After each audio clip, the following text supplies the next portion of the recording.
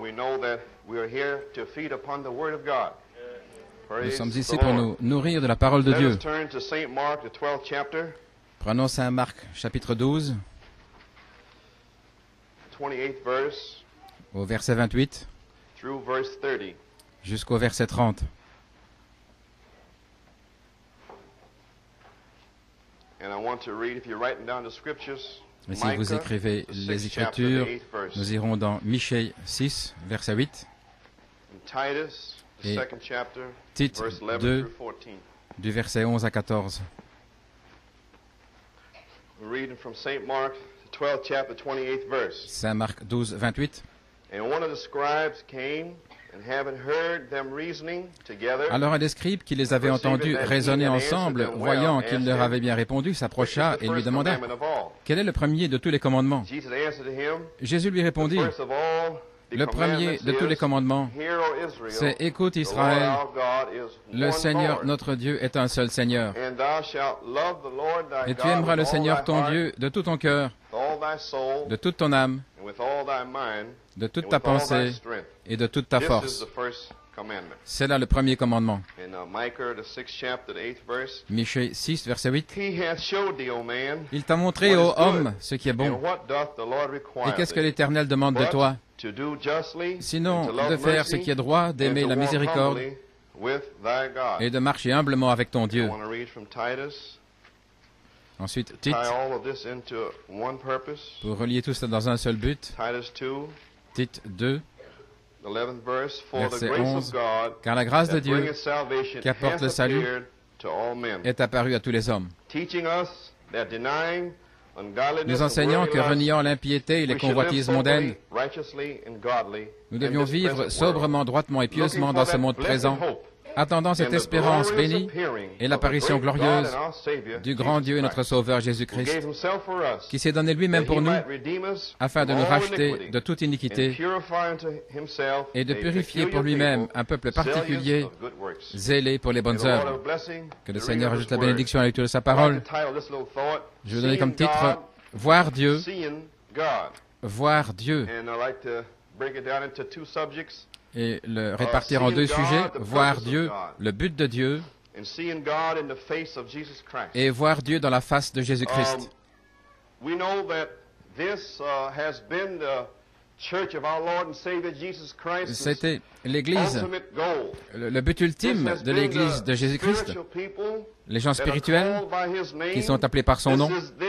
Has been their purpose Ça a été of life. leur but dans la vie. And I was reading some little poem. Et je lisais un It poème, reads like this with no author on it.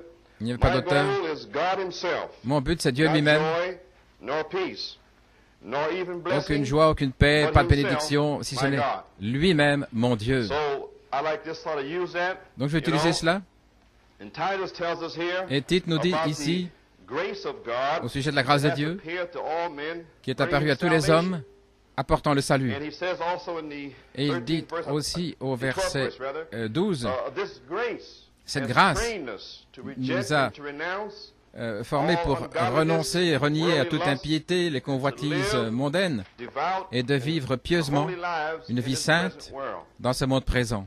And then while we're living in this present Alors que world, nous as we vivons are dans right ce now, monde awaiting présent, and looking for the fulfillment, nous attendons l'accomplissement the realization la réalisation of our blessed hope, de notre espérance even bénie, the glorious appearing of our great God l'apparition glorieuse and our Savior, de notre grand Dieu et Sauveur the Jésus-Christ, Messiah, the anointed le one. Messie, le oint. Seeing God, in other words, we Autrement should dit, be of such a, nous devrions être dans un tel état,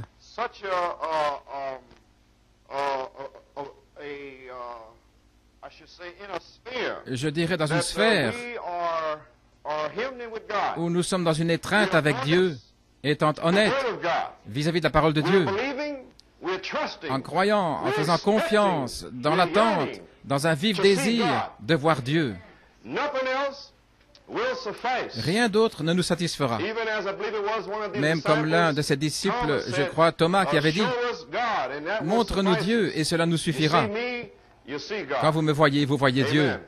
And so now, seeing God is the Voir purpose Dieu of life. est le but de la vie. Many think that they Beaucoup can pensent gain this prize pouvoir gagner ce prix through money par l'argent, ou la réputation, ou une position, ou quoi encore ici dans le monde, ou en se réjouissant des plaisirs, ou des convoitises mondaines, en pensant qu'en faisant ces choses, et trouver des amis, qu'ils pourraient vraiment être satisfaits.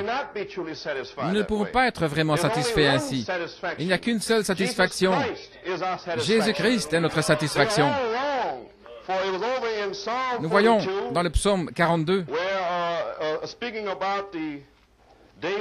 en parlant de David ici, qui avait son cœur ouvert au Seigneur, et je crois qu'il exprimait ici ce qu'il avait dans son cœur.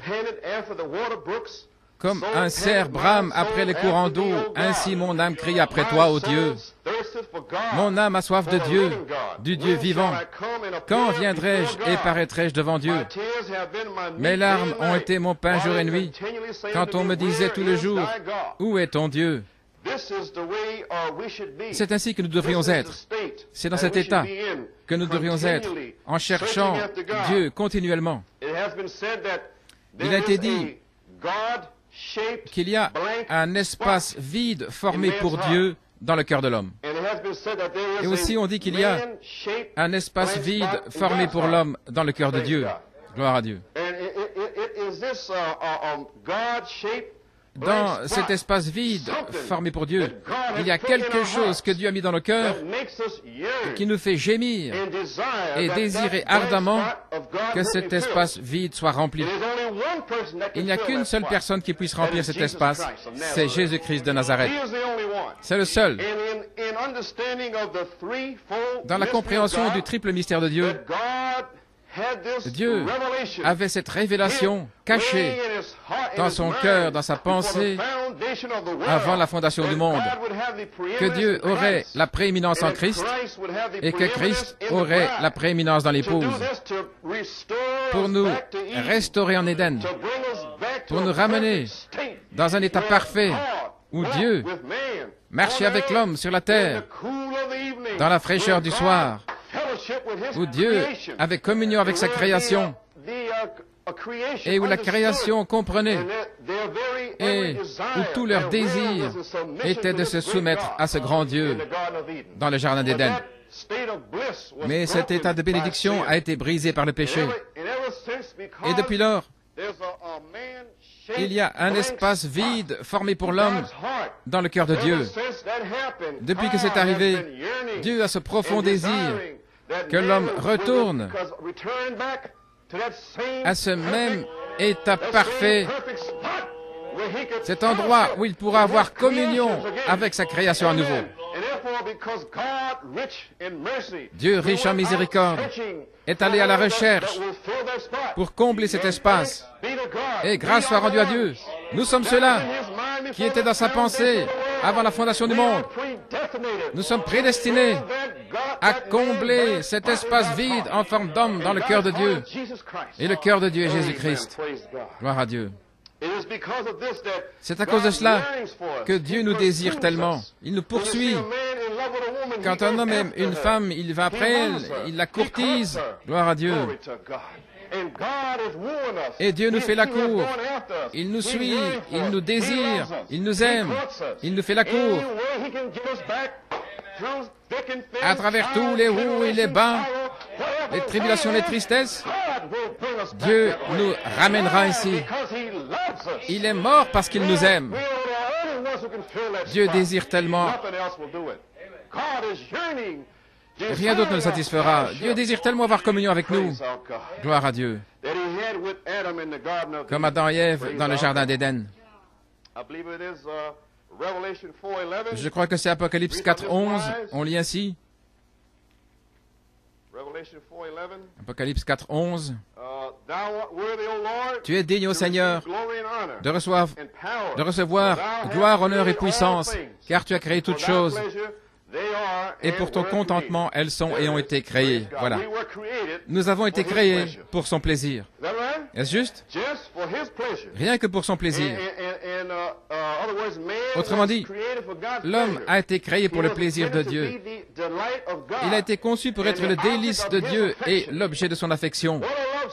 Quelle histoire d'amour entre Dieu et sa création, entre Christ et sa femme, entre Dieu et ses fils et ses filles. Enoch avait ce témoignage. Il a marché avec Dieu et il a plu à Dieu. Par la foi, Enoch a marché avec Dieu et il a ce témoignage avant d'être enlevé, d'avoir plu à Dieu. Jésus-Christ a eu le même témoignage. Je fais toujours ce qui plaît à mon Père. Toujours.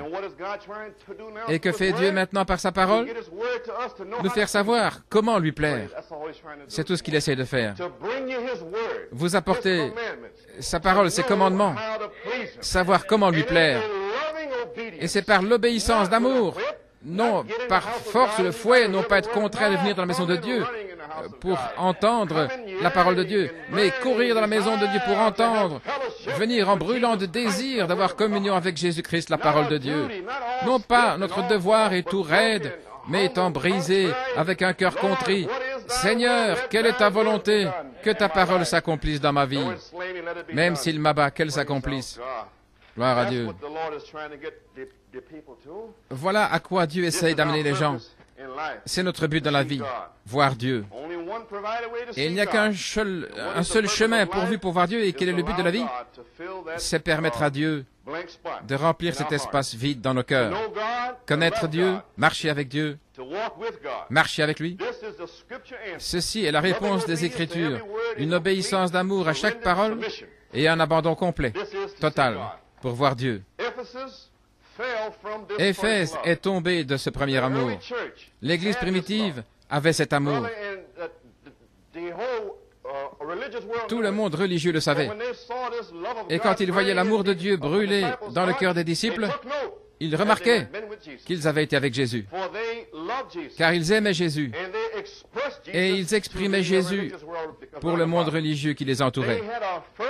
Ils avaient un désir fervent de plaire à Dieu, une passion pour connaître sa parole, un cri pour l'atteindre dans l'esprit, pour avoir plus de Dieu, pour que Dieu les remplisse. Maintenant, vous savez que dans l'église d'Éphèse, le nom signifie aussi relaxé, qui s'éloigne. Voilà pourquoi le Seigneur a dû leur envoyer un messager pour réprimander cet âge, pour qu'ils retournent à leurs premières œuvres.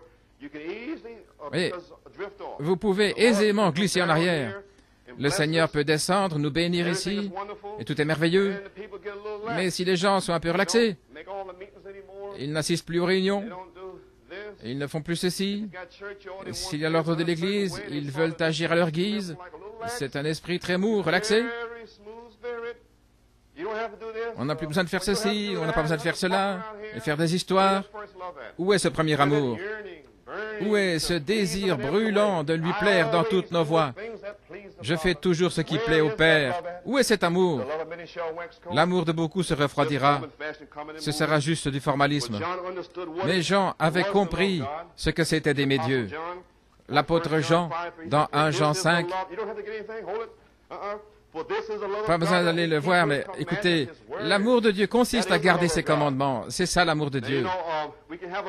Nous pouvons avoir une réunion formidable ici. Nous pouvons louer Dieu, nous pouvons chanter les chants de Sion. Mais alors, que se passe-t-il quand vous sortez? Voyez, si vous êtes dans cette parole, si vous marchez dedans, si vous vivez dedans, voyez, si vous marchez de manière contraire, et si vous marchez de manière contraire, c'est l'amour de Dieu envers nous, afin que nous retournions à notre premier amour. Repentez-vous, dit-il, et revenez. Sœur Coleman et moi-même, nous parlions ce matin des âges de l'Église et comment Dieu avait de la vertu dans chaque âge. Autrement dit, dans chaque âge, il traitait avec l'Église. Parce que là, vous pouviez recevoir de la vertu. Mais dans cet âge-ci, il n'y a rien. Pauvres, misérables, aveugles et nus, et ils ne le savent pas. Ils ne veulent pas du tout de la vertu. Voilà pourquoi quelqu'un devait venir avec la vertu. Et la vertu, c'est l'énergie spirituelle. Et l'énergie spirituelle, c'est la parole de Dieu. Et voilà pourquoi dans cet âge, ce sont des individus qui vont venir ici pour voir Dieu et qui vont brûler de désir de Dieu pour eux-mêmes. Non pas le fait d'avoir des ministres les diacres, etc. C'est merveilleux, c'est bien. Mais nous devons voir Dieu pour nous-mêmes. Non pas dire, frère Coleman a dit ceci et je dois faire cela. Ce n'est pas savoir Dieu. Vous devez avoir un désir brûlant dans votre propre cœur. Et quand vous rentrez à la maison et que vous lisez sa parole. Ici, c'est simplement le ministère qui enseigne ses voies, mais c'est au travail, à la maison, que vous brûlez de désir pour Christ à ce moment-là. Et nous amenons le feu ici. Alors, nous tous ensemble, nous sommes en amour avec Jésus, alors Jésus descend au milieu de nous. Il remplit toute la maison, à l'intérieur, à l'extérieur, manifestant son amour envers chacun individuellement. Et alors que sa parole sort, quel que soit votre besoin, il apporte la parole dans votre cœur, et alors vous êtes bénis. Quelle réunion ce sera, gloire à Dieu. Ainsi donc, nous devrions être de retour à, pour moi, vivre c'est Christ. C'est ainsi que nous devrions être en feu pour Dieu. Nous devrions désirer voir le péché dévoilé, comme dans Actes avec Ananias et Saphira. Nous devrions avoir notre cœur et notre âme et notre pensée, notre vie, comme c'était auparavant. Et il n'y a qu'un seul chemin de retour, c'est la repentance. Nous nous rappelons combien nous étions en feu quand ce message est sorti. Frères, notre pensée était sanctifiée, nos cœurs étaient en feu à cause de la parole. C'est juste. Et notre marche au travail, etc. Et tout à coup, en 63, 64, 65, certains commencent à faiblir. Que s'est-il passé? Mais Jésus-Christ vous aime ce matin. Il est descendu ce matin au travers de sa parole, ne le manquez pas. Il vous exprime son amour par sa parole pour retourner à ce premier état quand il vous a appelé et qu'il vous désirait dans son amour. Il vous a appelé et vous étiez tellement en feu pour lui. Seigneur, que veux-tu que je fasse, quoi que ce soit? Nous savons que nous avons vu des gens comme ça ici, marchant dans cette vie. Mais ils faiblissent, ils sont partis ici et là, mais il est ici ce matin pour vous ramener à ce premier amour. Et qu'est-ce que c'est? Écoute Israël, le Seigneur ton Dieu est un seul Dieu. Tu aimeras le Seigneur ton Dieu de tout ton cœur, de toute ton âme, de toute ta pensée et de toutes tes forces. Voilà où il essaye de nous ramener ce matin, les amis. Et il n'y a qu'un seul chemin de retour. Produisez du fruit digne de repentance. Prouvez-le par votre vie. Nous pouvons le dire, mais ça ne signifie rien. Vous pouvez venir ici chanter, mais ça ne veut rien dire. Prouvez-le par votre vie. En d'autres mots, d'un vrai cœur, criez à Dieu dans la tristesse. Alors Dieu restaurera ce que vous aviez autrefois, et cela sera restauré. Quand vous vous repentez dans la présence de Dieu, car vous avez attristé le saint, le juste. Quand quelqu'un se repent, il ne se repent pas à cause de moi ou d'un autre, parce qu'il l'a, mais c'est parce qu'il a attristé Dieu. Autrement dit, si Dieu dit, faites ceci, et que je fasse quelque chose de mal, si je vous fais du mal personnellement, je ne vais pas venir vers vous de manière raide. Pardonne-moi, frère. Oui. Non, ça ce n'est rien. Mais vous vous repentez parce que vous avez attristé Dieu. Vous ne comprenez pas que les gens attristent Dieu. Ils s'intéressent plus dans la chair qu'autre chose. Ils disent, frère, pardonne-moi, mais êtes-vous tombé sur la face quelque part en pleurant devant Dieu parce que vous l'avez attristé? Voilà ce qu'ils recherchent. Gloire à Dieu. Ils ont attristé Dieu qui est apparu comme le Dieu de notre salut pour nous restaurer dans notre premier amour, la parole. Les amis, la parole du Seigneur est sortie pour nous ramener ainsi. Qu'est-ce que le Seigneur Dieu demande de toi? C'est que vous vous humiliez, que vous marchiez avec votre Dieu, que vous craignez le Seigneur, que vous marchiez dans ses voies pour l'aimer. Voir Dieu est le but de la vie. Le but principal des hommes est de glorifier Dieu et de l'aimer pour toujours. Ce devrait être notre but principal, les amis. Et nous voyons que l'amour de beaucoup se refroidit. Ce qui manque est une faim profonde de Dieu. Nous ne devrions nous satisfaire de rien de moins que Dieu lui-même. Nous ne devrions pas nous contenter d'une petite bénédiction, mais nous devrions tous désirer voir Jésus. Voici pourquoi. Maintenant, regardez. Plutôt que mettre l'accent sur la sainteté et marcher dans la parole, dans sa vie personnelle, afin de voir Dieu, beaucoup ont mis l'accent sur le service pour Dieu. Oh oui. Des pasteurs, ministres, des diacres et tous ceux qui aident. Et beaucoup de ces personnes qui pensent que parce qu'ils sont des pasteurs ou des ministres, qu'ils servent réellement Dieu, et que ceci est le but ultime, c'est la fin. Mais ce n'est qu'un moyen tendant vers le but, ce n'est pas la fin. Mais certains sont séduits en s'élevant même dans leur office au point de penser qu'ils sont vraiment quelqu'un, et ils commencent à se juger les uns les autres par le succès qu'ils ont dans leur office, dans leur position. C'est la mauvaise chose à faire, parce qu'il peut utiliser quelqu'un qui n'est rien du tout, et il va sauver cette personne, et puis il va la remplir de ce premier amour, et cette personne pourra se trouver ici, en feu pour Dieu, avec un amour réciproque pour Jésus, dans un état parfait avec Christ, et quelqu'un d'autre qui sert Dieu, mais qui est tout gonflé d'orgueil. Non, non, vous devez chercher Dieu pour vous-même, pas à cause du service. Je crois que Proverbe 27:6 dit « Les blessures d'un ami prouvent sa fidélité, mais les baisers d'un ennemi sont trompeurs. » Paul a donné l'illustration de la première partie quand il a repris Pierre, car Pierre était à blâmer. Il usait de dissimulation. Pierre devait être repris devant tous, et Paul lui a dit en face, il lui a dit en face ce qu'il était en train de faire, voyez-vous. C'est pourquoi le Proverbe 27 dit que les blessures d'un ami prouvent sa fidélité. Il est bon d'être blessé face à face. Seul un ami vous blessera avec la parole, car les baisers d'un ennemi sont trompeurs.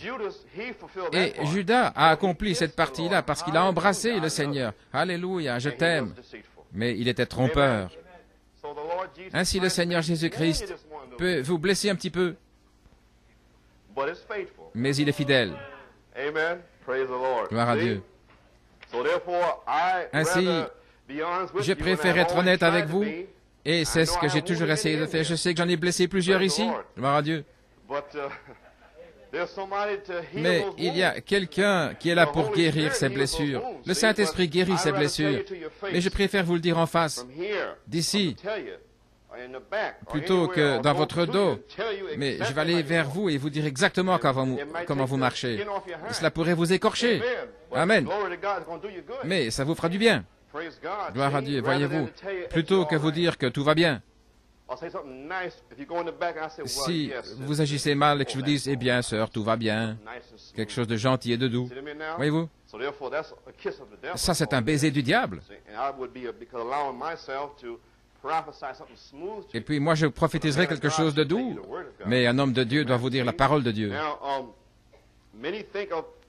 Beaucoup pensent que la vie chrétienne, c'est servir Dieu aussi pleinement et efficacement que possible. Et ils ont toutes sortes de techniques et de méthodes. Ils mettent davantage l'accent là-dessus, voyez-vous. Pour exécuter le service, nous avons besoin de puissance. Alors, au lieu de languir après Dieu, il peut s'avérer que vous ayez davantage de goût pour la puissance. Ainsi, soyez sur vos gardes maintenant. La dynamique est sur le point de tomber.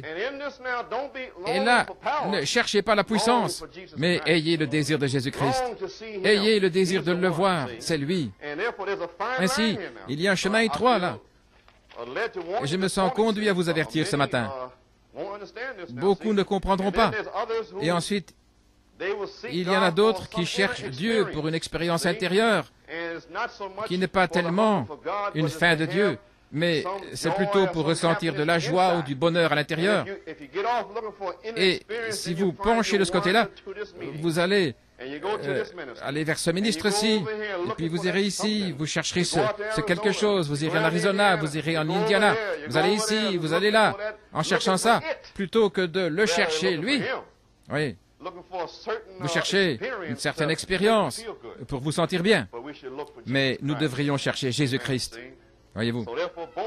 Ainsi donc, ces deux chemins tombent à court par rapport au but ultime qui est de voir Dieu et de l'apprécier pour toujours. Gloire à Dieu. Ainsi, nous voyons que cette vision de la vie que nous devrions avoir est une vision centrée sur Dieu. C'est la relation originale qu'Adam avait avec Dieu. Adam savait qu'il avait été créé pour être les délices de Dieu. Et tout ce qui lui importait était de répondre à cette affection divine. C'est tout. Vivre pour lui, faire sa volonté. Et c'était une joie continuelle pour Adam de se soumettre jusqu'à ce que le péché entre. Adam ne faisait rien de manière indépendante de Dieu. C'est là que se trouve le secret. Alors qu'il vivait en soumission à Dieu, maintenant regardez, tous les besoins de la nature humaine étaient satisfaits. Aussi longtemps qu'il était dans la soumission envers Christ, Dieu pourvoyait à chaque besoin de sa nature humaine. C'est une déclaration puissante. Quelqu'un disait que dans un mouvement parfait cyclique, la puissance et la joie descendaient de Dieu vers l'homme sous la forme de dons, de grâce, et retournaient de l'homme vers Dieu sous la forme d'un amour obéissant et d'une adoration extatique. Gloire à Dieu. Ceci est la chose ultime pour l'épouse. Nous sommes ici pour mettre l'emphase sur le fait d'être en amour avec Jésus plutôt que faire. Beaucoup veulent faire quelque chose pour le Seigneur. Et Dieu essaie de nous faire tenir tranquilles et de nous attendre au Seigneur. Marthe faisait quelque chose. Elle était très diligente, zélée, en service. Elle était très occupée autour de la table. Et Marie était à ses pieds, en train d'adorer son Seigneur.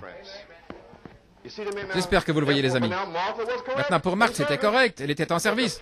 Mais la première chose était d'avoir ce désir brûlant d'être simplement avec le Seigneur, avec lui, de le voir. Gloire à Dieu. Quand nous pourrons comprendre cela, il viendra alors ce que j'appellerais une libération de la tension. Beaucoup sont tendus et nerveux et excités. Est-ce que j'ai bien agi aujourd'hui? Ce n'est pas ainsi que Dieu veut traiter avec nous. Oui. Il veut que vous vous relaxiez. Maintenant, voici pourquoi. La situation sera la même situation. Mais s'il peut faire en sorte que nous soyons relaxés, les choses changeront. Si la communion avec Dieu est ce qui nous préoccupe en premier lieu, alors nous aurons communion avec Dieu. Et alors, ça, c'est ce qui nous concerne, avoir communion avec Jésus-Christ, la parole. Alors, dans la cuisine, vous pourrez avoir la joie. Au travail, vous pouvez avoir de la joie et de la communion. Dans la maladie, vous pouvez avoir communion avec Christ, parce que la parole dit que dans la souffrance, vous pouvez aussi être en communion avec lui. Et dans toutes sortes d'épreuves, si vous désirez seulement de voir Dieu, vous le verrez en toutes choses. Alors, vous pourrez être satisfait. Alors, cette portion sera à vous. Et vous ne serez plus inquiet en courant de gauche à droite, mais vous serez dans le calme, parce que vous êtes heureux d'avoir communion avec Jésus-Christ. Gloire à Dieu. Alors, quelle que soit la chose qui traverse notre sentier, que ce soit douloureux ou trivial, ce ne sera rien. Si c'est ainsi que mon Seigneur veut que j'aie communion avec lui, je le ferai pour la gloire de Dieu. Gloire à Dieu. Ainsi, c'est là pour la gloire de Dieu. Et alors, fini les luttes, l'esclavage, la frustration, le monde entier est maintenant dans les frustrations. Je lisais l'autre jour dans le nouveau magazine Look, je lisais samedi ce magazine qui va sortir la semaine prochaine, qu'un grand réveil a commencé en Californie et des milliers viennent à Jésus-Christ. Les jeunes qui s'adonnaient à la drogue se tournent maintenant vers Jésus. Un réveil est en train d'éclater en Californie et ils se déplacent vers l'Est et ils disent eux-mêmes que Jésus est la réponse à leurs soupirs. Jésus est celui qui comble l'espace vide dans leur cœur. Et ils viennent. Et Frère Branham dit qu'ils vont continuer de prêcher en croyant être sauvés. Et ils viennent par milliers. Ils sont baptisés et tout. Et pensez que nous qui ne sommes rien, n'ayant rien de bon en nous-mêmes, il est descendu ici au temps du soir et il nous a fait sortir pour nous donner la véritable communion avec lui, la parole de Dieu. Et ceux-ci, là, luttent dans les frustrations et tout, et ils désirent et ils ne reçoivent pas la chose. Et nous sommes assis ici et nous le recevons. Pensez à cela maintenant. Le président Nixon, qui amène sa révolution avec un programme en 6 points. Je viens de le lire dans le Times de ce matin où il va aller dans 4 régions différentes de ce pays et prêcher son évangile, de redonner le pouvoir aux gens.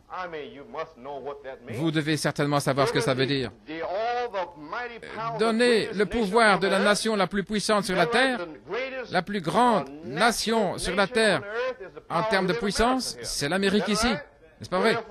Eh bien, Nixon veut donner la puissance à tous ces petits groupes dans le pays. Donnez, partagez les revenus, l'argent et leur pouvoir. Qu'en est-il de notre Christ? Il a choisi cette nation pour apporter sa puissance, sa parole.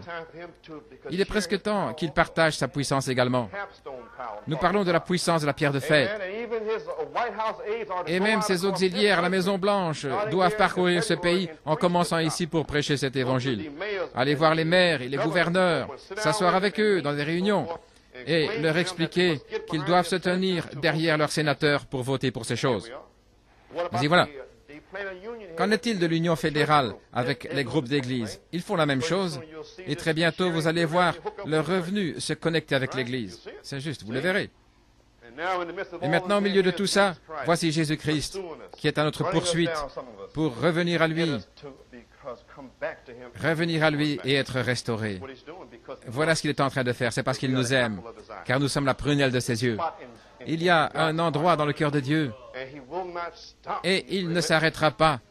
Il est sans relâche pour nous attirer à lui et peu importe comment il doit le faire, il le fera. Ainsi, nous sommes cette semence prédestinée. Et si nous ne voulons pas marcher avec lui de notre propre choix, alors il permet à des tristesses, des souffrances, des épreuves de venir sur nous avec des douleurs et des échecs, afin que dans notre besoin, nous découvrions notre besoin de lui. Vous avez entendu ce que j'ai dit? Nos plans sont tout détruits, nous voulons faire ceci et quelque chose arrive. Et alors nous découvrons que nous ne sommes pas si forts et nous sommes dégonflés. Nous sommes dégonflés. Et alors dans ce besoin, nous le trouvons. C'est tout ce qu'il veut faire. Avoir communion avec nous. Il doit le faire ainsi. Voyez-vous les amis? Voyez-vous ce qu'il fait? Dans notre besoin, nous allons découvrir notre besoin de lui. Mais cette souffrance n'est pas pour nous faire du mal, mais elle est sainte. Il ne le fait qu'avec une seule intention, c'est de nous restaurer dans ce premier état qu'il avait avec Adam dans le jardin d'Éden, afin que Christ ait la prééminence dans l'épouse pour nous restaurer en Éden. C'est l'amour de Dieu qui nous humilie et nous tire dans un endroit de repentance vers Dieu. Christ aujourd'hui essaie de nous conduire dans un état d'absolue dépendance de lui. Voici pourquoi. Voir Dieu, c'est l'appréhender comme pourvoyeur de nos besoins présents. Et en croyant, nous nous emparons de lui en tant que tel. Maintenant, tout ce qui est arrivé cette année passée, cela arrive où nous devons être dépouillés de ce monde. Et ce message ce matin, son but, c'est que nous puissions nous élever un peu plus haut et voir que nous devons être dépouillés au point de ne pas pouvoir nous tourner vers qui que ce soit dans le monde. Nous ne pouvons nous tourner que vers lui. Il est notre besoin. Et si nous pouvons finalement réaliser, à travers la maladie, la tristesse, les épreuves, les tribulations, Seigneur, mon Seigneur et mon Dieu, quand nous pouvons finalement atteindre cet endroit, alors regardez le troisième pôle. Parce qu'alors il va marcher avec nous, il va nous parler, il va nous nourrir, il va nous conduire pour sortir d'ici. Mais il doit nous conduire à un endroit où le service ou une expérience intérieure ne signifie rien. Voir Dieu, c'est le but de la vie. Voilà ce qu'il essaie de nous amener. Et j'espère ce matin que vous pouvez comprendre cela. C'est pourquoi le Seigneur Jésus se laisse toujours voir par les yeux du besoin. Si nous reconnaissons que nous ne sommes rien et que nous avons vraiment besoin de lui et que nous confessons nos péchés, alors il est prêt et désireux de nous pardonner. Mais nous devons être des gens nécessiteux. C'est ainsi qu'il se fait connaître. Nous sommes faibles et pécheurs. Le Saint-Esprit trouve cette délice à nous montrer le cœur du Seigneur Jésus comme pourvoyeur de nos besoins, si nous sommes désireux de venir au Seigneur. Alors voir Jésus est tout ce dont nous avons besoin et nous nous approprions la parole pour elle-même. Et alors, ce ne sont plus des luttes. Ce ne sont plus des efforts. Nous voyons vraiment que Jésus est celui-là. Il y a des jeunes gens qui sont en train de le voir maintenant. Et ils ont laissé leur famille. Ils ne se soucient pas du travail ou de rien. Ils veulent avoir un réveil maintenant, en voyant Jésus comme leur besoin. Ils ont essayé la drogue, le sexe, ils ont essayé tout ce qui est concevable. Et cela n'a donné aucune satisfaction. Et ce n'est pas possible, car Dieu seul peut satisfaire. Et pensez que nous sommes élus pour combler cet espace vide réservé pour l'homme dans le cœur de Dieu. C'est l'épouse. Pensez à ces choses, ces amis. Ce matin, les amis. Gloire à notre Dieu. Jésus est tout ce dont nous avons besoin. Il est tout. C'est juste. Nous n'avons besoin de rien d'autre en dehors de Jésus-Christ. Si nous pouvons avoir cette vision de Christ étant notre besoin. La gloire de Dieu, 2 Corinthiens 4, 6, la gloire de Dieu resplendit sur le visage de Jésus-Christ. Alors que nous contemplons son visage, alors brille dans nos cœurs la lumière de la connaissance de la gloire de Dieu, que nous ne pouvons voir nulle part ailleurs. Nulle part ailleurs, vous ne pourrez voir la lumière de la connaissance de la gloire de Dieu en dehors de la face de Jésus-Christ. Ne cherchez pas les choses cachées, les choses secrètes que le Seigneur pourrait vous donner dans une grande expérience. Non, non, ne recherchez pas ces choses-là. Cherchez Jésus-Christ, car Dieu a dit, il s'est manifesté lui-même en Jésus-Christ. Ainsi, nous n'avons pas à regarder ailleurs. En lui, je suis celui qui suis. En lui, vous trouverez tout ce qu'il exige. Tout ce qu'il demande de vous, c'est d'être en Christ. Alors, allez vers lui et vous trouverez ce que j'exige et ce dont vous avez besoin. C'est en Jésus-Christ. Nulle part ailleurs, ni dans le ciel, ni sur la terre, si ce n'est en Jésus-Christ. C'est lui. Que recevons-nous quand nous contemplons la face de Jésus-Christ? Nous ne voyons pas seulement la lumière de la connaissance de Dieu, mais aussi la lumière de la connaissance de la gloire de Dieu dans la face de Jésus-Christ. Maintenant, regardez. La face de Christ est ce qui rend Dieu glorieux. Sa face. La gloire de Dieu resplendit sur la face de Jésus-Christ. Maintenant, regardez. Sa face révèle la gloire de Dieu. Mais c'est un visage qui a souffert, sur qui on a craché et défiguré par la malice des hommes. Pensez-y maintenant. Ça devient profond. Pouvons-nous lire les Écritures? Relaxez-vous, les amis. Jésus-Christ vous aime. Vous êtes très tendus ce matin.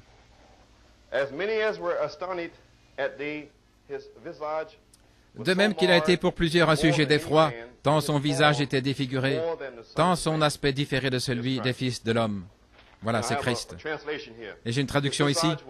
Son visage était défiguré au point que ce n'était plus celui d'un homme. Il était à ce point défiguré. Pouvez-vous imaginer cela? Il était tellement défiguré, tellement tordu, à cause des fils des hommes, qu'il ne ressemblait plus à un homme. Et ceci, c'était la gloire de Dieu dans son visage. La gloire de Dieu était dans la face de Jésus-Christ. Alors cette vision de la gloire pour l'homme naturel, c'est la honte et la disgrâce. Ce n'est pas la gloire pour l'homme naturel. La gloire, c'est d'être président de General Motors ou quelque chose, ou un grand homme régnant sur d'autres, pour être exalté. C'est sa gloire, c'est leur idée de la gloire. Mais ce n'est pas ainsi avec Christ. En Christ, c'est le contraire. Ce n'est pas tellement sa capacité à s'exalter et humilier d'autres, mais c'est sa volonté de s'humilier lui-même pour le bénéfice des hommes. Oui. Pas tellement dans une puissante démonstration de puissance pour mettre en pièces ceux qui lui font opposition, mais plutôt cacher cette puissance et montrer la grâce envers ceux qui ne le méritent pas. Quand il se tourne vers lui dans la repentance. Maintenant, je vais vous lire.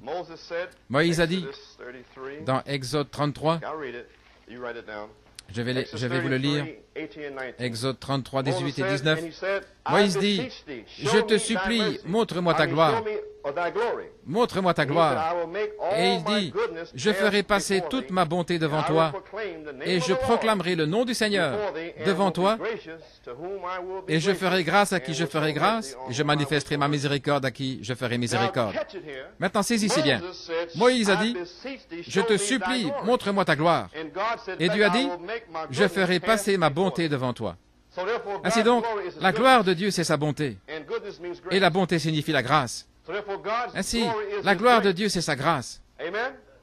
Gloire à Dieu. Il n'a pas dit, je ferai passer ma puissance devant toi, ni ma majesté, ni ma sainteté, mais je ferai passer ma bonté devant toi, parce que tu es faible, parce que vous êtes des pécheurs, parce que vous êtes impuissants. C'est pourquoi je passerai devant vous dans la grâce. La grâce, la grâce, la grâce. Vous saisissez, les amis? Voilà sa gloire. En montrant sa bonté, il nous montre sa gloire, sa grâce. Éphésiens 1:6. Que Dieu nous aide à saisir la vision de Jésus-Christ. Et alors vous verrez des gens qui vont mettre cette Église en feu pour Dieu. À la louange de la gloire de sa grâce, en laquelle il nous a rendus acceptables dans le bien-aimé. La louange de la gloire de sa grâce, c'est ce qui fait que les anges se voilent la face et s'inclinent devant la grâce de Dieu. Les anges désirent plonger les regards. De quoi s'agit-il? Oui. Et que dit-il dans Exode ici?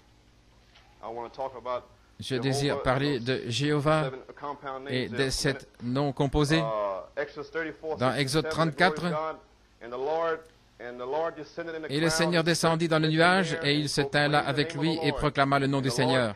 Et le Seigneur passa devant lui, proclama, le Seigneur Dieu, miséricordieux et faisant grâce, plein de longanimité, abondant en bonté et en vérité, gardant miséricorde envers des milliers, pardonnant l'iniquité, transgression et péché, et qui en aucun cas acquittera le coupable, visitant l'iniquité des pères sur les enfants et sur les enfants des enfants jusqu'à la 3e et la 4e génération. Voilà, quand il lui est apparu, il lui a montré la grâce, et c'était sa gloire. Gloire à Dieu. Dans Saint Jean 12, Jésus a dit, mon heure n'est pas encore venue. Il était prêt à monter. Maintenant, la gloire de Dieu, nous allons de gloire en gloire, nous passons de la gloire de la justification à la gloire de la sanctification, la gloire du baptême du Saint-Esprit jusqu'à la gloire de la plénitude de la parole. Et nous sommes maintenant dans sa gloire et dans sa grâce, car il nous a montré son grand salut. C'est en Jésus-Christ étant révélé dans un message prophétique. Et nous sommes ici dans la grâce ce matin, dans la gloire. Jésus a dit, mon heure n'est pas encore venue. En d'autres mots, il disait, n'étant pas encore élevé sur le trône, mais sur la croix. Autrement dit, il était prêt à être glorifié, mais pas en s'asseyant sur le trône, mais en étant élevé sur une croix. Et là, il fut glorifié sur la croix. Gloire à Dieu. Donné en spectacle dans la honte pour des hommes rebelles, afin que nous puissions nous repentir et revenir à lui. Voici l'heure de ma gloire, car c'est l'heure de la grâce pour les pécheurs. Ainsi la grâce était la gloire sur la croix. C'était sa gloire. En Jésus, nous voyons que la plus haute gloire de Dieu consistait en sécurisant notre plus profond bonheur. Si je suis élevé, je révélerai ma gloire, ma grâce pour vous. Si je suis élevé et si je meurs pour vous, voilà ma gloire pour vous, voilà ma grâce pour vous, afin que vous puissiez revenir. Voilà la révélation de Dieu. C'est cette sorte de révélation qu'il a été élevé pour nous. Cela devrait être tellement facile de s'avancer vers ces portes et vous asseoir ici sans vous fâcher lorsque le ministre prêche quelque chose que vous pensez être dur ou rude, car Dieu ne fait qu'essayer de révéler sa gloire. Car la face de Jésus-Christ a resplendi ici depuis les 8 dernières années dans un message. Et Jean a dit, l'amour consiste à obéir aux commandements de Dieu. Ainsi, si vous aimez Dieu, vous allez vraiment désirer obéir à ses commandements. Et nous voyons la grâce sur le visage de Jésus-Christ brillant sur nous, et son amour, sa puissance et sa beauté. Mais le monde ne voit rien. Il désire tellement nous ramener à ce premier amour pour nous restaurer, afin qu'il ait la prééminence. Et comme Michée 6:8 dit, « Il t'a montré, ô homme, ce qui est bon, et qu'est-ce que le Seigneur requiert de toi, sinon de faire ce qui est juste, et d'aimer la miséricorde et de marcher humblement avec ton Dieu, et en l'aimant de tout ton cœur. » Nous voici dans cette dernière heure maintenant, les amis. Et Jésus-Christ, nous le voyons comme notre besoin. Dans l'Ancien Testament, Frère Branham nous a enseigné qu'il avait une grande expérience dans les années 50. Un jour, qu'il était à la chasse à l'écureuil, le Seigneur est descendu et lui a dit, « Lève-toi !» Il lui a parlé, lui disant, « Jéhovah de l'Ancien Testament et Jésus du Nouveau Testament. » Maintenant, revenons en arrière. Dieu est apparu à Abraham, je veux dire Moïse, et lui a dit, « Je suis. » Il a dit, quel est ton nom? Il a appelé depuis la colonne de feu ardente en lui disant, mon nom est je suis. Si les gens me demandent quel est ton nom, que devrais-je leur dire? Dis-leur, je suis celui qui suis. Maintenant, je suis celui qui suis, ce n'est pas complet, car il n'y a pas d'objet. Je suis, mais je suis quoi? Mais si vous recevez la révélation d'un Jéhovah personnel en tant que je suis, c'est je suis ce dont tu as besoin. Amen. Alors, c'est Jéhovah, je suis. Le Seigneur ton Dieu est ton sacrifice. Je suis ta bannière. Je suis ton consolateur, ton guérisseur, ou quoi encore. Je suis. Mais à moins de saisir la révélation, je suis celui qui suis. 7 noms composés. Jéhovah Rapha, Nissi, et ainsi de suite. Jéhovah Shalom. Un jour, il y avait Gédéon, et quand il a découvert qui il était, il l'a appelé Jéhovah Shalom. La paix. Amen. 7 noms composés. Maintenant, regardez. Dieu s'était révélé à Abraham, Jacob et Isaac comme le Dieu Tout-Puissant, celui qui nourrit, qui est descendu, là où il pouvait se révéler comme Jéhovah, je suis. Et Jésus-Christ a dit à ses pharisiens, je suis, avant qu'Abraham fût, je suis. Amen. Et à moins que vous croyiez que je suis, vous mourrez dans vos péchés. C'était Jésus-Christ. Saisissez-moi. Quand nous avons un besoin, nous ne voyons Dieu que dans le besoin. Et Dieu, parce qu'il a fait une alliance avec le peuple d'Abraham, il a dit, je descendrai lorsque l'iniquité aura abondé. Et il est descendu parce que j'ai entendu les cris de mon peuple. Ils étaient dans le besoin. Ils étaient opprimés, ils étaient battus par Pharaon et son armée. Israël avait un besoin et il avait déjà fortifié Abraham, Isaac et Jacob. Et maintenant, c'était le temps de révéler ce Dieu personnel comme Jéhovah, je suis celui qui suis. C'était le Jéhovah de puissance. Le Jéhovah du salut. Jéhovah qui allait les conduire et les guider pour les faire sortir. C'est le même Jéhovah. Ainsi, ce même Jéhovah s'est laissé trouver dans l'Ancien Testament quand ils étaient dans le besoin. Et alors il a 7 noms composés, tous dans le besoin, la justice, etc. Mais quand il s'agissait du salut pour les pécheurs, il est venu dans le nom de Jésus. Alors Jésus est le nom composé suprême, Jésus-Christ.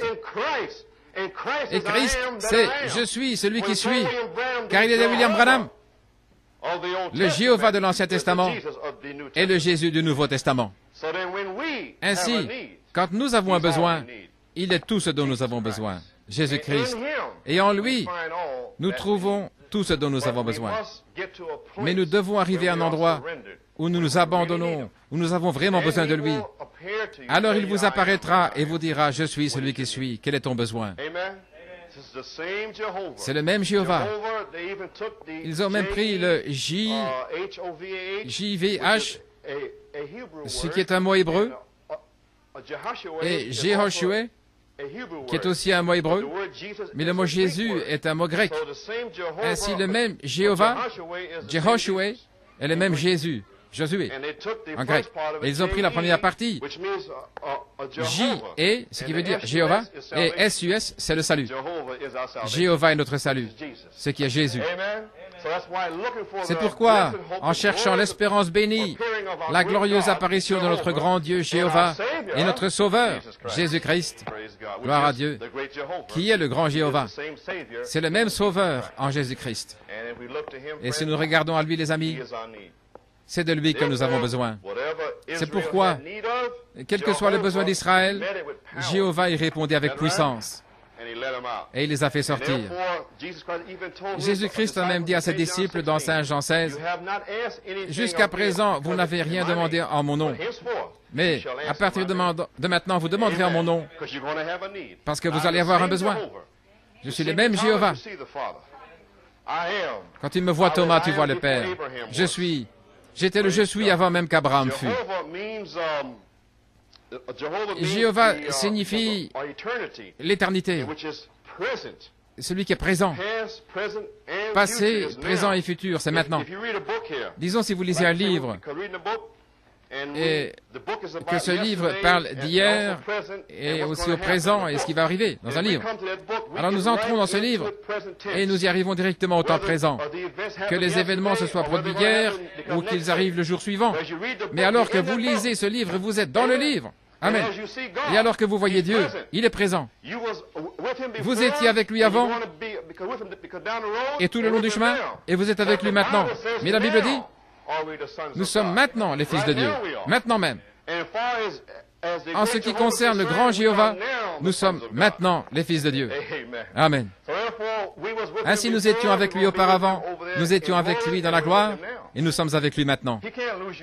Il ne peut pas vous perdre là-bas. Il attend simplement que nous venions à lui, quand nous aurons un besoin. Avez-vous un besoin ce matin? Eh bien, Jésus du Nouveau Testament est le même Jéhovah de l'Ancien Testament.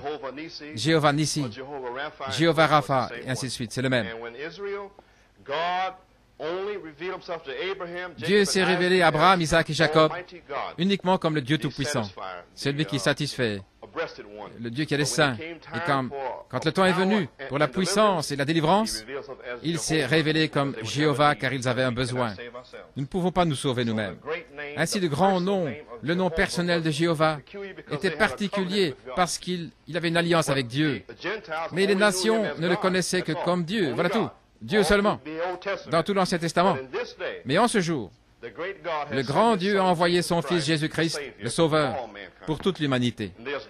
Voilà la grâce de Dieu. Ainsi Dieu s'est révélé à nous en tant que grâce de Dieu, le Sauveur, Jésus-Christ.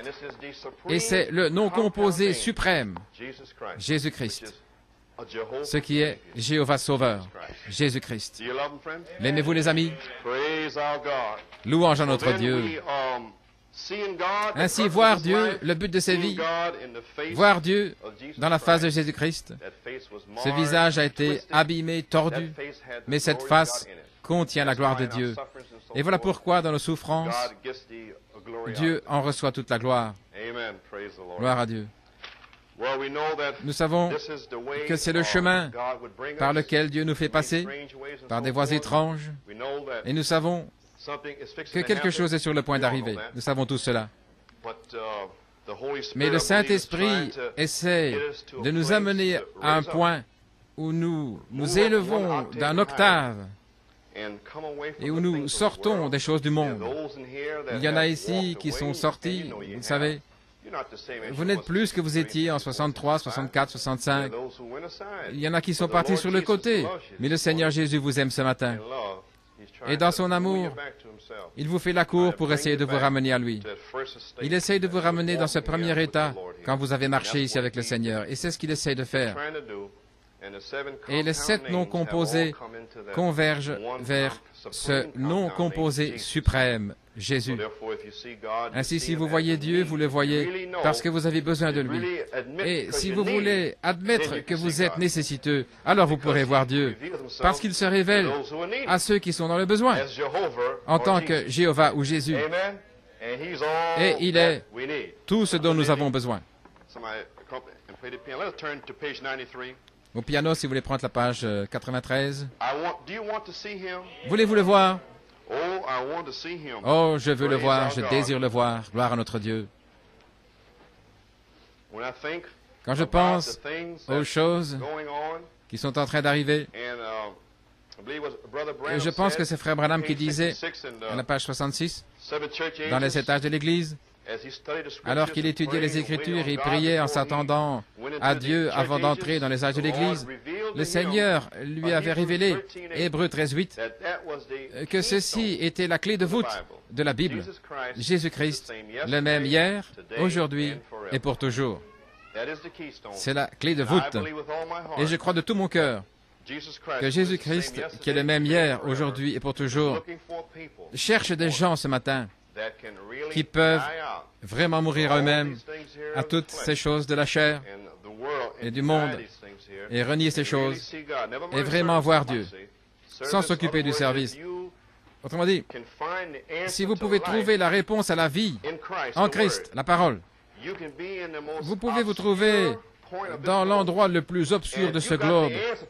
Mais si vous avez la réponse au problème de ce jour, le monde viendra à votre porte pour trouver la réponse. C'est absolument vrai. Et si vous l'avez, car le monde est venu à la porte de William Branham, par téléphone, par avion, par bus, en voiture. Ils étaient sur le sentier menant à sa porte, car il avait la chose. Il avait Christ. Et bien souvent, je connais les Écritures, mais je connais l'auteur. Amen. Je connais l'auteur. Oui. Beaucoup prennent la Bible d'une manière académique. Ils connaissent les Écritures, ils connaissent ceci, ils connaissent cela, mais connaissent-ils l'auteur? C'est la chose. Et William Branham connaissait l'auteur, car il désirait avoir communion avec Dieu pour toujours. Ce matin, alors que nous savons que la dynamique est sur le point de descendre, nous voulons avoir à l'esprit cette grande puissance, etc. Beaucoup ici, dans l'Église de Dieu, mettent davantage l'accent sur le service. Aussi longtemps qu'ils sont en service, ils peuvent traiter leurs femmes ou leurs maris ou leurs amis n'importe comment, parce qu'ils sont en service. Non, non. Vous ne le verrez jamais comme ça.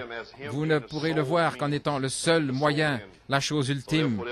C'est pourquoi il y en aura beaucoup dans le service. Seigneur, j'ai chassé des démons. J'ai fait de nombreuses œuvres merveilleuses. Seigneur, j'étais dans l'épouse faisant toutes sortes de choses. Je ne vous connais pas, parce que vous ne m'avez jamais cherché. Ainsi, moi-même, je suis ici en train de prêcher. C'est un don. Oui. C'est le don de Dieu ici. Mais je dois chercher Dieu pour moi-même. Je dois rencontrer le Seigneur moi-même. Et c'est mon désir de le rencontrer. Car lorsque nous aurons terminé notre course ici, les œuvres nous suivront. Mais si vous rencontrez Jésus-Christ comme la seule source, alors ils viendront vous chercher. Gloire à Dieu. Ainsi, souvenons-nous de ceci, et les jeunes enfants qui sont ici, il n'y a qu'une seule chose qui compte, c'est Jésus-Christ. Et beaucoup ne le savent pas parce que Dieu ne s'est pas encore révélé à leur cœur. Et nous comprenons cela. Voilà pourquoi père et mère doivent prier et avoir leur maison tellement pour Dieu, qu'il y ait une telle atmosphère dans leur foyer, que cette jeune personne qui se trouve là ne peut entrer dans aucune pièce sans voir Jésus dans ce foyer.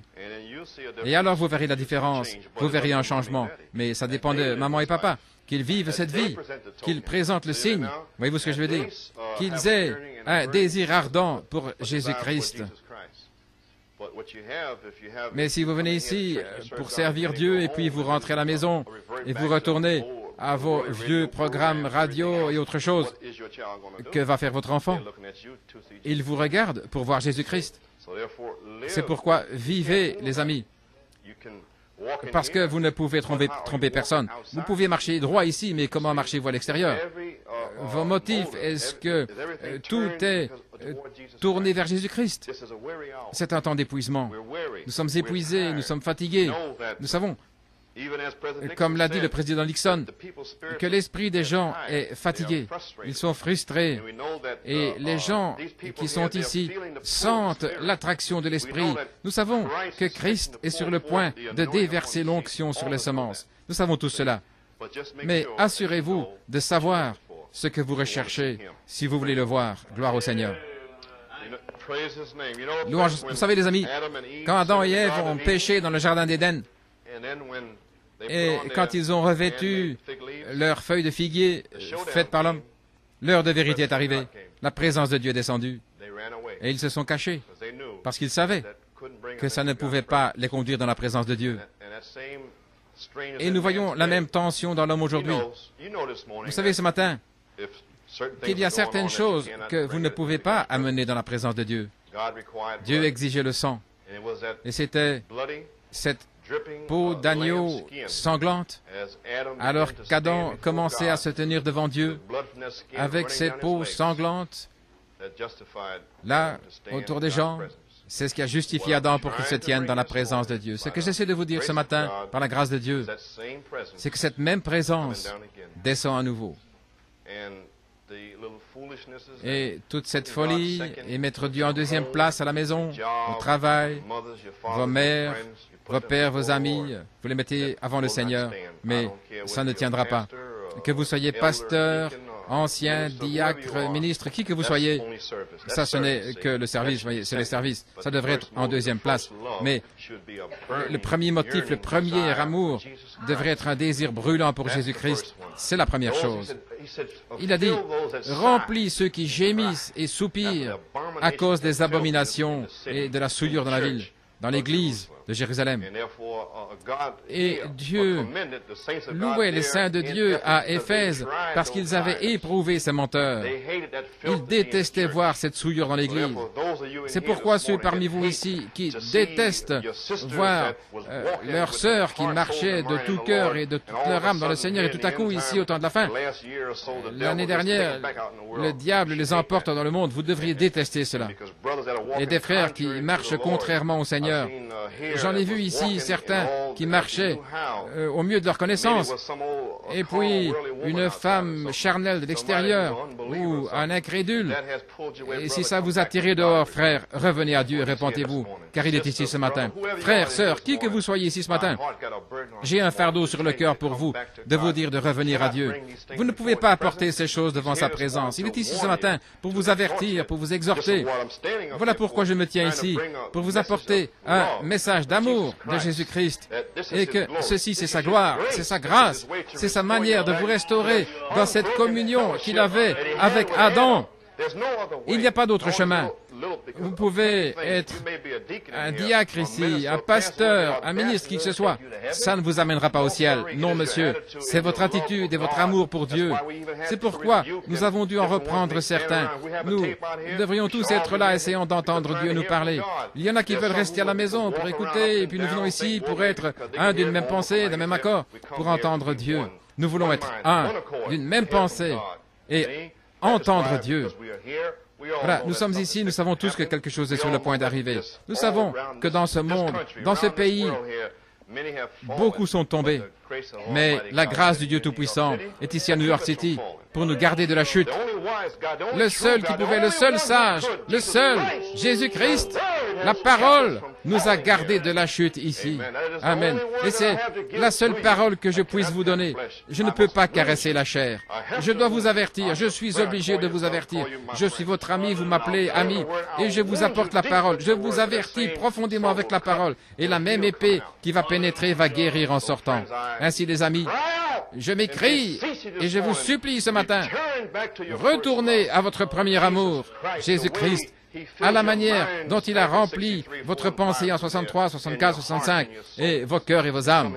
Et certains sont partis, et le monde s'est glissé, et peut-être vous qui êtes en service, vous faites ceci, vous faites cela, peu importe que ce soit des bandes ou des brochures, quoi que ce soit, ça ne signifie rien pour Dieu. Soyez en feu pour Dieu. Et alors vous verrez une église qui va retourner New York sans dessus-dessous. S'il peut faire en sorte que chacun ici, vos familles, vos foyers, prient et cherchent Dieu, vous verrez vos enfants faire demi-tour et se tourner vers Dieu.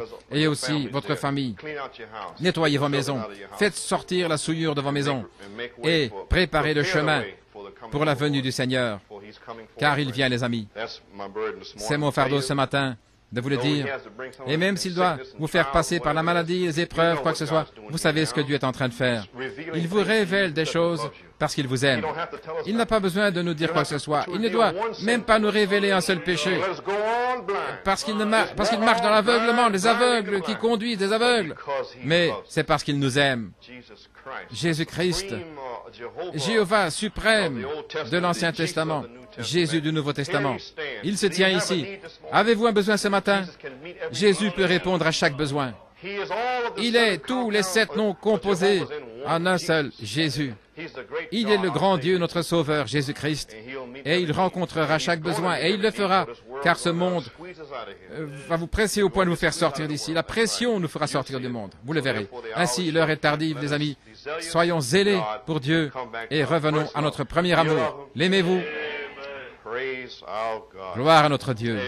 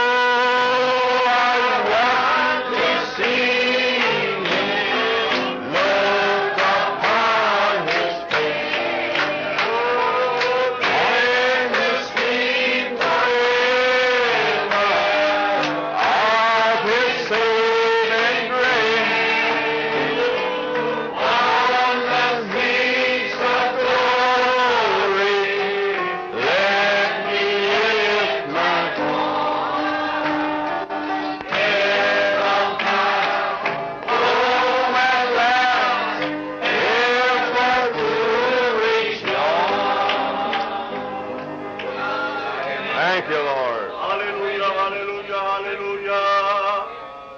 Hallelujah, hallelujah, hallelujah. Hallelujah, hallelujah. Praise God. Yes, Lord. Shall we stand? Amen. Let us go to our homes and come back tonight to drink from that fountain from the Lord. Shall we bow our heads? Brother Kirk, would you ask God's blessing upon his people?